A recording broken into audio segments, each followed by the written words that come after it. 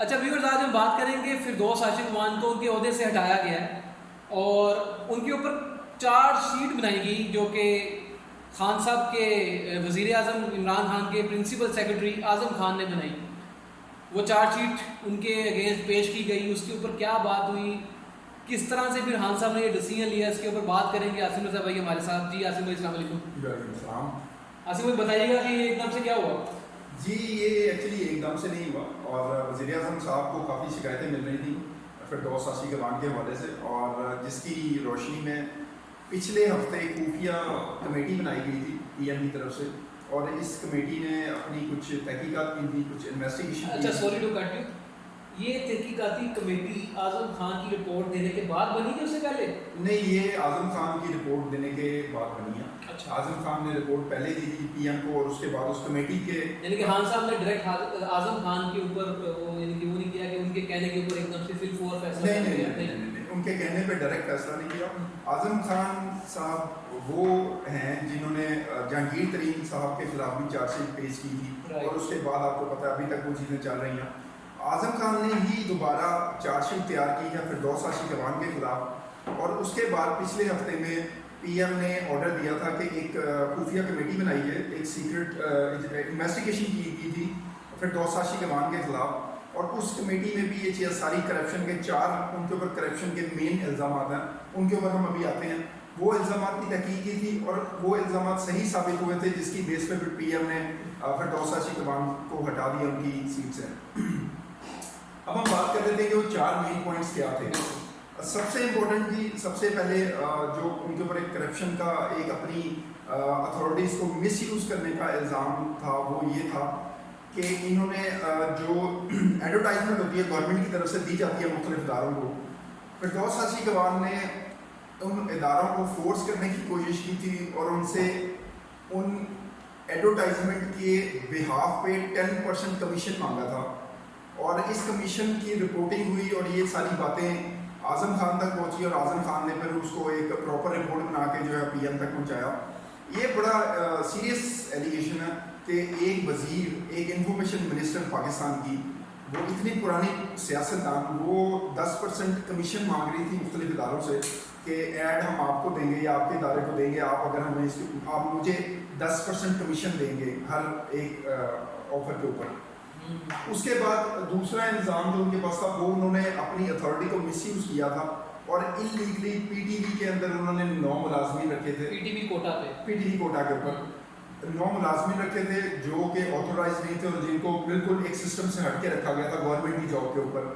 وہ بھی without any permission صرف ایز اے وہ ایک انفارمیشن منسٹر ہے تو آف کورس وہ اپنی اتھارٹیز کو اویل کرتے ہوئے انہوں نے ان کو وہاں پہ رکھا تھا.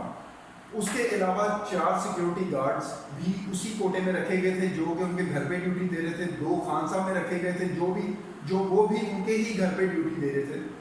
تو اس طرح سے اور بھی چیزیں تھیں. اس کے علاوہ اور بھی کافی شکایات فردوس عاشق وان کے حوالے سے آتی رہی ہیں، لیکن یہ بڑے سیریس ایلیگیشنز تھے اور اس کے اندر کرپشن کا بھی سب سے بڑی مین چیز تھی، ڈینجرس چیز تھی، وہ جو انہوں نے کمیشن مانگا تھا مختلف اداروں سے 10%. اور یہ بھی سننے میں ہے کہ انہوں نے 3 گاڑیاں بھی رکھی ہوئی تھیں اور اس کا بھی خان صاحب تک کوئی علم نہیں تھا. ان آتھورائز تھی، وہ کسی بھی پرمیشن کے بغیر وہ 3 گاڑیاں یوز کر رہی تھیں. بالکل ایسے ہی ہے. تو آپ کو پتہ ہے فردوس عاشق وان صاحبہ کو ہٹا کے لیفٹیننٹ جنرل عاصم باجوہ صاحب کو اپوائنٹ کر دیا گیا ان کی جگہ پہ. اور اس سے ہوگا یہ کہ ایک تو آرمی کے اور ہمارے سول گورنمنٹ کے آپس میں تعلقات بھی بہتر رہیں گے. تو سننے میں یہ بھی آیا کہ ان کو پرپسلی لگایا گیا.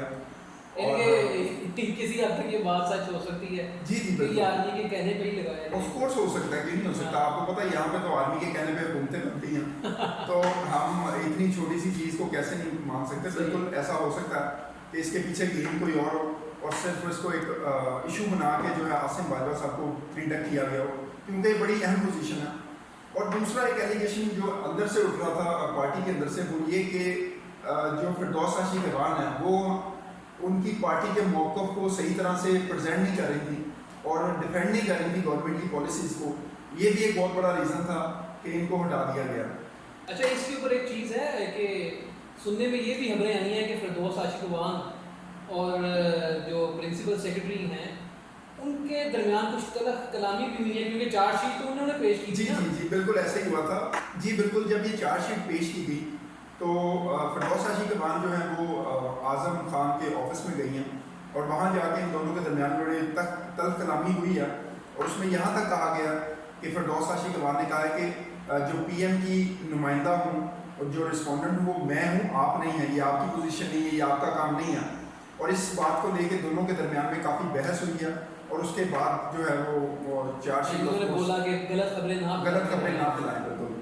تو اب ایک اور بھی بڑی انٹرسٹنگ چیز ہے وہ یہ کہ لاسٹ جو ایک جہانگیر ترین صاحب کے خلاف چارج شیٹ دی تھی اس میں بھی اعظم خان صاحب ہی شامل تھے اور آپ جانتے ہیں کہ جو پریس کانفرنس اور ٹویٹ کے اوپر بھی جہانگیر ترین صاحب نے خاص طور پہ نام لے کے اعظم خان کو خطاب ان کو کہا تھا, ان کو مخاطب کرتے ہوئے کہا تھا کہ یہ ساری افواہیں, یہ ساری جو کانسپریسی ہو رہی ہے یہ اعظم خان صاحب اپنے دفتر سے جنریٹ کر رہے ہیں اور یہ پی ایم کے کانوں میں ڈال رہے ہیں اور یہ ساری خبریں ان کی بنائی ہوئی ہیں. تو اب دیکھا جائے تو اعظم خان کا ایک اور شکار فردوس حاشی کمان صاحبہ بھی ہوئی ہیں. لیکن مسئلہ یہ نہیں ہے کہ اعظم خان تو جسٹ ایک پوائنٹ آؤٹ کرتا ہے اور اس کے بعد وہ ایک چارج شیٹ لے کے آتا ہے, اس کے اوپر خان صاحب خود سے تحقیقات کرواتے ہیں. نہیں یہ چیز ڈیسیژن ہوتا ہے ایگزیکٹلی. علی اعظم خان کو پوائنٹ آؤٹ کرنا کہ یار آپ نے کیا نہیں, وہ تو جسٹ ایک بتاتا ہے کہ جو یہ لوگ کر رہے ہیں. اس کے بعد پھر خان صاحب ایک الگ سے کمیٹی بناتے ہیں اور اس کا فیصلہ ڈیسیژن بعد میں لیا جاتا ہے. اصل میں جو پرنسپل سیکرٹری ہوتا ہے نا اس کی بڑی اتھارٹی ہوتی ہے کیونکہ وہ پی ایم کے نیکسٹ ہوتا ہے اور اس کی بڑی اتھارٹی ہے, لوگ اس کی بات سنتے ہیں, وہ پی ایم کے بہت قریب ہوتے ہیں.